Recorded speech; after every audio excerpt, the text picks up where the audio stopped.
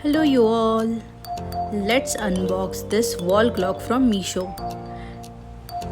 ये हमने एक मेटल की वॉल क्लॉक मंगवाई है फ्रॉम मीशो.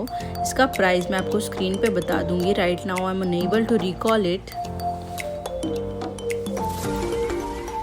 इसकी पैकेजिंग बहुत ज़्यादा अच्छी नहीं है, but as long as the product is fine we are good with it. इसका लिंक मैं आपको डिस्क्रिप्शन में दे दूंगी मीशो का, जहाँ से हमने ये मंगवाई थी. अदर प्लेटफॉर्म के कंपैरिजन में ये मीशो में काफ़ी सस्ती मिल रही थी. द सेम प्रोडक्ट, इसीलिए हमने वहाँ से मंगवाई कि क्वालिटी में कोई डिफरेंस तो नहीं है.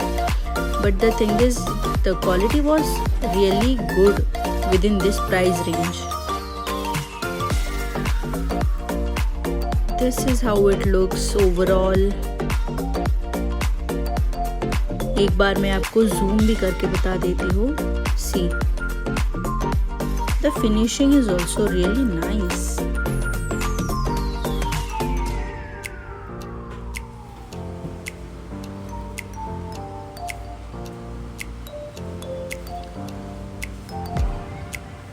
This is again another view.